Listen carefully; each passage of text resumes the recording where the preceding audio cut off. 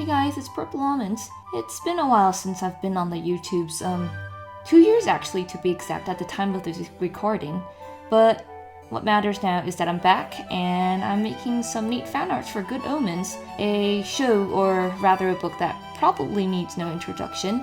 If not, just as a disclaimer, minor spoilers ahead for the beginning of the book. So the concept behind this piece is the second temptation. This is shortly after the Eden scene in the TV show, and I imagine that Crowley just one-upped his first temptation, which was getting Eve to eat from the fruit of knowledge, by convincing Aziraphale to taste the fruit of Eden. Well, rather, the fruits of Eden. I imagine the whole exchange too. Aziraphale, of course, he would be pretty hesitant to partake in this, probably still a bit nervous about giving away his flaming sword and all. But then Crowley would reason that while God decreed the apple tree off limits, she didn't say that the other fruits were forbidden. So there's probably no trouble in trying a few, and seeing that nobody was in the garden anymore to eat them, it'd be a shame to let the fruits rot on the stems, or just be washed away by the first storm. Then the angel would reluctantly agree, then they just start indulging in these newly named fruits. I'd like to say that Aziraphale, right then and there, would have developed his love of food. After trying his first bite, it was probably very much like opening the floodgates, and after that he just wanted to taste absolutely everything that the garden had to offer. And then Crowley would just be lounging there looking very smug and satisfied with himself as he watched his angel fill his toga with all sorts of fruits. So I did quite a lot of research before even starting this piece. Once I got this little idea in my head, I had to do quite a bit of reference hunting to kind of solidify and crystallize that image in my head. And one of the first things that I looked up was fruit symbolism. I wanted to get all the big ones in there, the figs, pomegranates. Probably not apples though, because, it was all the fruits of Eden except the apples. Point is, the more I looked into the symbolism, the more I realized that they all kind of vaguely represented the same thing, be it love, knowledge, and sexual vitality in the lot. So in the end, I just went with the fruits that looked the most colorful, so I'd have something to paint it. Well, something fun to paint in the end. And in addition to that, I also heavily referenced neoclassical paintings and some of those neat marble statues. It felt just appropriate for a Good Omens piece, and I treated it very much like a traditional painting. I started with the underpaint layer, with the burnt siennas and the yellow ochres, then went on to add the darks with the burnt umbers and little touches of ultramarine blue, then just really slowly, gradually working up to the light spots. This style itself lent itself to using less layers on Photoshop. It was just me mostly using one brush to blend or scrub one color into another. I guess this kind of style, it required that I had a pretty decent sketch underneath it all, so the structural integrity doesn't get lost. There are, a bit later in the video, I was struggling with Aziraphale's neck and his nose, and I struggled with it because I didn't really put enough effort or thought into drawing that section of the sketch. But yeah, that's a little something to, I guess, look forward to if you're interested in seeing me suffer.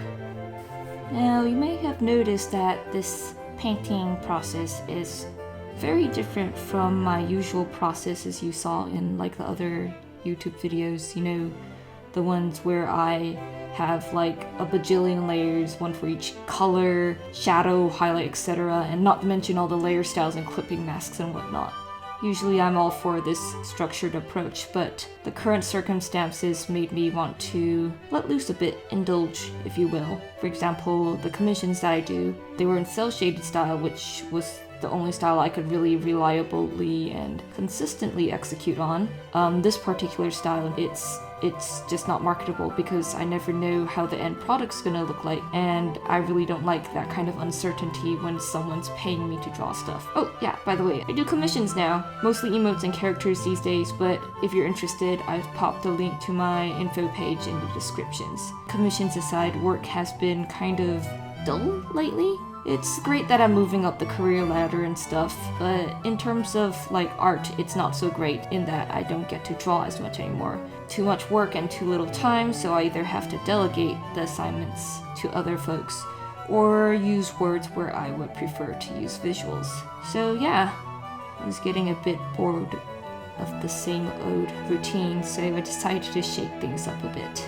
This change of pace was the reason why I wanted to make a video, because previously what burned me out from editing videos in the first place was that they just took way too damn long to produce. More often than not, putting together the video took roughly the same amount of time as creating the art piece, and the video making part was just not as fun for me. Much of that time piecing together the video was from the voiceover, which was just very heavily edited because I guess back then I was very self-conscious about it all. But then that kind of equated to me just spending literal hours cutting and clipping pieces together. In the spirit of making things a little bit different, I want to record this voiceover in a more free-form way, less scripted, more improvised, so to speak. Considering this is about roughly 30 hours of footage crunched into about 20 minutes, I was hoping that I will have a lot of new things to ramble about. Well, speaking of new things to ramble about, how exactly did I get introduced to Good Omens? Well, it all began with a book, a borrowed book. Back in college, a classmate of mine, Amy, I think, we were bonding over whatever show was popular at the time. I believe it was Sherlock or Doctor Who or the like. I was grumbling that I was fresh out of content to consume. The following week, she kindly lent me her copy of Good Omens. I graciously accepted the book. I brought it home, and I read the introductory bit of Eden, and then I thought to myself, wow, this book is kind of neat.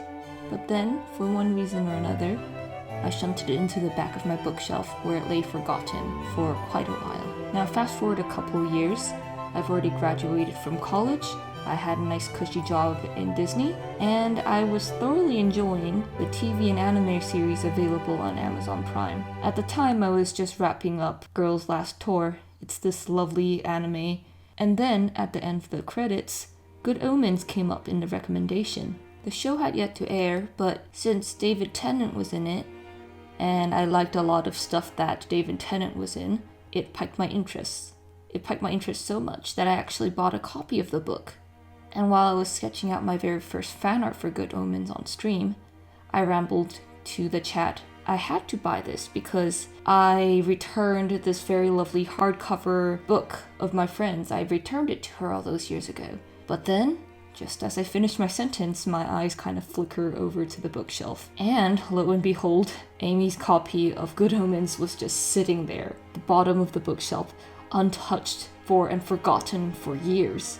And I felt so terrible because I remember her just grumbling that she lost so many other copies of her Good Omens book. Apparently she has quite a few at her home. And it's because friends just kind of forgot to give it back to her. Back then I was just swearing up and down, okay, you know what? I'm not going to be that friend. I'm not going to be that friend that forgets it. I'm going to be the one good friend that faithfully returns the book to her. But lo and behold, I became that friend. Oops. But then that's okay. Found a way to potentially redeem myself. Through the magic of Tumblr, I found out that there was going to be a screening of Good Omens at the Hollywood Forever Cemetery. I was already geeking out about the location, which was one super appropriate considering the subject matter, and not to mention for a class I popped in there once to do some life drawing. It was just a really beautiful place, and I was really looking forward to going in there and kind of getting some drawing done before the screening began. But alas, I'm getting a bit off topic. The big thing was that Neil Gaiman himself, he was gonna be there. If I could just get him to sign this book for Amy, then if I ever meet Amy again, I can just properly apologize to her and then just give her this signed book as a cherry on top of it all. That didn't happen, unfortunately. I did get to see Neil talk for a bit right before the screening, and I kind of lost track of him afterwards. It was still quite the adventure. I was supposed to watch the screening with some of my co-workers, and I was really excited to just have some bonding time outside of the work hours with them. I already paid for my parking, but then to save on gas at the last minute, I decided to carpool with them, just so I can have a good talk with them and get hyped up for it. just as they pulled up to the entrance, I found out that they didn't realize they had to RSVP for the event, so they couldn't get through the gate. Now, it would be a shame for me to come all this way only to turn back, so they dropped me off. They kind of apologized for the inconvenience. They told me they'd pick me up once I was done with the screening. But then they found out there wasn't much to do around the area. So instead of pick me up at the end, I ended up having to call an Uber to pick me up later that evening. But that's okay though, because a lovely group of folks, after hearing my little sad story, they invited me into their fold. They shared their food and their picnic blankets and their drinks. And we just had a lovely time chatting it up while we watched the first episode of Good Omens together. And then, with all the sketching stuff that I brought in, I drew some of the folks sitting around me. And there's this one guy that really liked my sketch, and after asking for permission, he gave me this massive bear hug. It was good, it was nice. I had a great time, despite having to drop $40 for what was supposed to be a free event. I left the cemetery feeling just, I guess, positively vibrating with inspiration. And so, freshly inspired, I wrapped up my very first fan art for Good Omens. It was a pretty simple one of Aziraphale braiding Crowley's long hair. Honestly, it was an excuse to draw angel wings and, more extra honestly, Crowley's hair. Some of the promo photos came out around that time, and then it got everyone in a tizzy, myself included. It was also my first foray into drawing something self-indulgent, but then it was rushed because I was just a wee bit pressed for time since I was about to go on vacation. I was in such a rush that once the sketch was finished, I thought to myself, okay, I gotta get this idea hot off the press, and then I tweeted it out immediately. Then, in a rarer burst of bravery, I convinced myself to tag Michael Sheen in the post. Then, before I could think much about it, I flew off to Alaska for about 2 weeks. I remember we were pretty deep in the mountains, and then we were driving down this winding road and finally reached this town with cellular data. So while my family was sitting in an ice cream parlor, I turned off airplane mode on my phone, then scrolled through my social media to see what I missed out on in the past few days. I was in for a bit of a shock. 1, my Twitter notifications all but exploded. 2, it was probably because Michael Sheen mentioned my fan art in an interview not too long ago.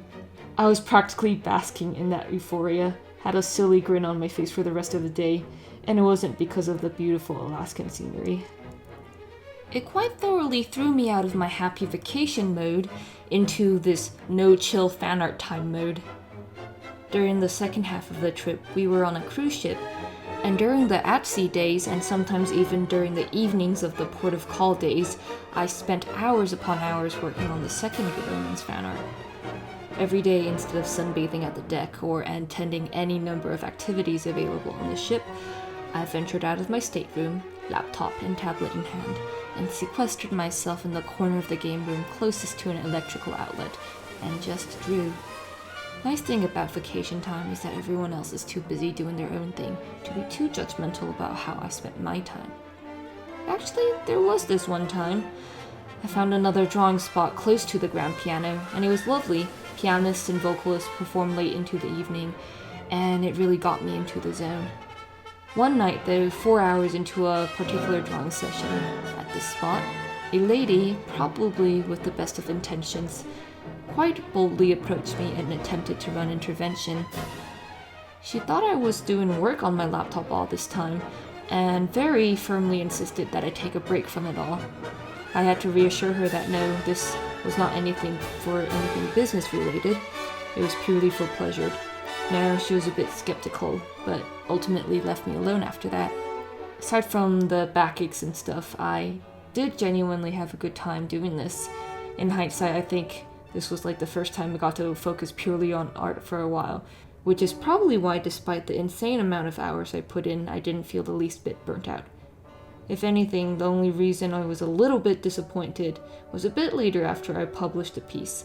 I wish that I could have recorded some footage to cobble together into a process video of sorts, which brings us full circle back to this current piece. And that about brings me to the end of my commentary. I've included some close-ups of the piece at the end of the video, so feel free to skip over to that part if you want. But if you did stick around until now, thanks for humoring and listening to my rambles. If you want to see more of my content, I'm more active on Twitter and Tumblr, links in the description. And now, I'll just let this video run in silence until the footage runs out. Thanks for watching!